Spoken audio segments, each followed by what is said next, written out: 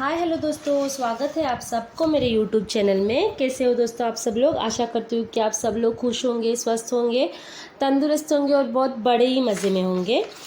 दोस्तों आज मैं आपको ज्योतिर्लिंग, पंचलिंग, इन सब नाम से जाने जाने वाली आत्मलिंग के बारे में कहने जा रही हूँ। तो आत्मलिंग जो था उसका मैं कहानी आपको बताने जा रही हूँ दोस्तों।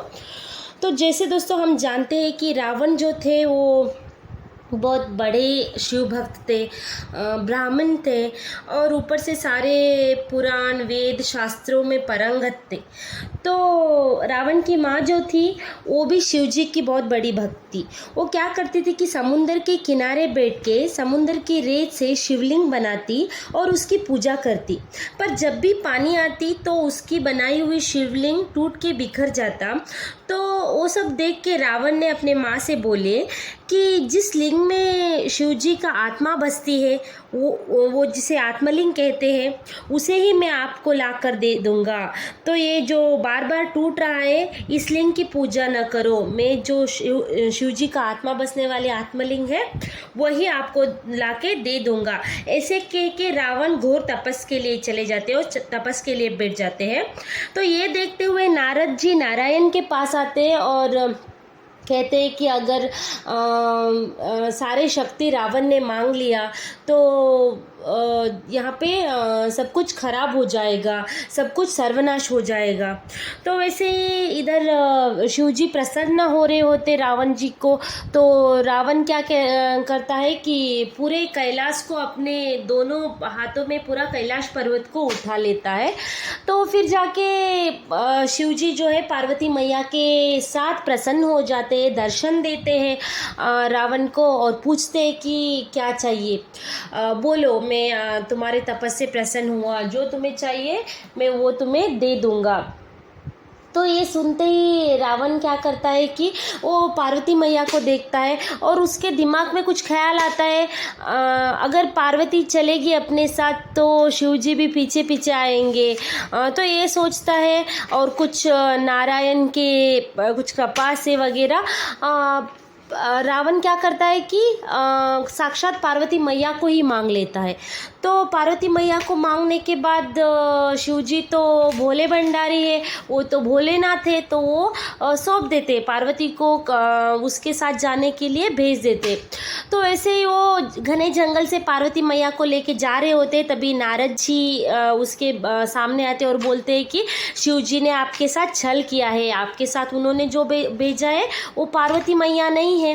तो फिर रावण जो है पीछे घूम के देखता है तो उधर पार्वती मैया काली मात के अवतार में उन्हें दिखती है। तो उसे लगता है कि ये कौन है, ये तो पार्वती मैया नहीं है। तो काली मैया पार्वती मैया ये पहचान नहीं पाते। तो फिर नारद जी बोलते हैं कि जिस पार्वती मैया को आप ढूंढ रहे हो वो जो है पाताल में है, तो आप पाताल में जाओ तो वो मिलेगी। तो वो घने जंगल में ही काली माँ को छोड़ देता है रावण और पाताल जाता है। उधर उसे मंडोदरी मिलती है, तो मंडोदरी से उसका ब्याह होता है, तो शादी हो जाती है। तो शादी होने के बाद जब वो उसे लेके अपनी बीवी को यानी मंडोदरी को लेके जब वो लंके में आता है रावण, तो लंका आने के बाद उसकी माँ जो है रावण की पूछती है कि तुम तो गए थे शिवलिंग लाने, तुम तो गए थे आत्मलिंग लाने, ये क्या लेके आ गया? तो रावण को तभी याद आता है, हाँ मेरे साथ छल हुआ है, मैं भी पार्वती को मांगा, शिव जी ने मुझे दूसरे किसी को दे के भेजे। तो वो फिर से तपस करने लगता है, फिर भी शिव जी प्रकट नहीं होते। तो रावण क्या करता है कि अपने 10 सर तो उसके होते, तो एक एक सिर को काट के, एक एक सर को काट के नीचे रखता है कि शिव जी को मैं अर्पण कर रहा हूँ। तो ऐसे एक से एक सर काटते जाता है। तो फिर जाके शिव जी प्रसन्न होते हैं, पूछते हैं क्या चाहिए, तो वो आत्मलिंग को मांगता है। तो शिव जी ने उसे आत्मलिंग दे देते हैं। आत्मलिंग देते वक्त कहते हैं कि ये आत्मलिंग ज़मीन पे नहीं रखना, अगर ज़मीन पे रखोगे तो इसका सारा शक्ति चला जाएगा।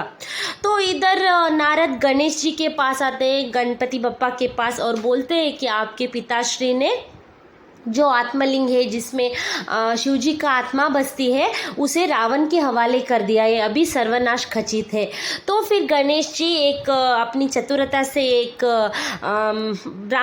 बाल ब्राह्मण का वेश धारण करते हैं और अपनी छाया से वो क्या करते हैं, नारायण और नारद जी के साथ मिलके सुबह को यानी सवेरे को शाम में बदल देते हैं, अपनी छाया से सूरज को अस्त कर देते हैं।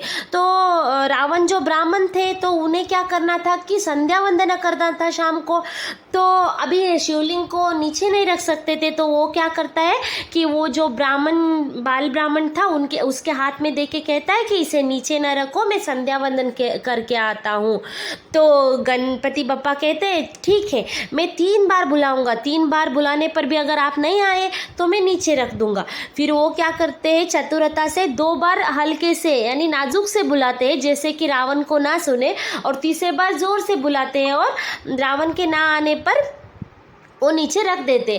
जैसे रावण नीचे रखता देखते और चिल्लाते हैं, पर भी गणपति जी उसे नीचे रख चुके होते। तो रावण को गुस्सा आता है, तो गणपति जी को खींच के उसने अपने एक हाथ से खींचते और एक हाथ से पूरा मुट्ठी बांध के ऐसे गणपति जी के सिर पे मुट्ठी को मार देते। तो उसके बाद वो गणपति जी है उधर ही प्रतिष्ठापन हो जाते हैं। और फिर जो शिवलिंग था उसे जोर से खींचने के लिए प्रयास करते, तो खींचते वक्त क्या हो जाता है, वो शिवलिंग रावण की शक्ति से वो पूरा टूट जाता है। तो टूट के ऊपर का जो ऊपरी हिस्सा होता है, सिर का हिस्सा होता है, वो जाके सज्जेश्वर यानी जिसे संपुटेश्वर कहते हैं या सज्जेश्वर कहते हैं, उसे उधर गिरता है। फिर एक मुरडेश्वर में गिरता है, एक गुणवंतेश्वर में गिरता है, एक धारेश्वर में गिरता है, और नीचे जो होता है वो उधर ही यानी ये जो स्टोरी जहाँ पे हुआ था वो जो प्लेस का नाम है गोकर्ण, तो वो उधर ही रह जाता है। तो गोकर्ण में आत्मलिंग का जो स्टोरी था वो उधर ही है। आप अगर उधर जाओगे तो आपको उधर छूने भी देते हैं आत्मलिंग को, तो आप देख सकते हो। इसे पंचलिंग कहा जाता है, यानी 5 जगह में बांट जाता है, गोकर्ण, गुणवंतेश्वर, धारेश्वर, मुरडेश्वर और सज्जेश्वर, इसलिए इसे पंचलिंगेश्वर या पंचलिंग कह के भी बुलाते हैं। तो अभी मैं आपको पंचलिंगों का भी दर्शन इधर करवाऊंगी, आपको दिखाऊंगी पंचलिंग भी इधर। तो आज का स्टोरी ये पंचलिंग के बारे में था। तो दोस्तों फिर पंचलिंग के दर्शन के साथ मिलेंगे अगले वीडियो में। तब तक के लिए thank you, take care and bye bye.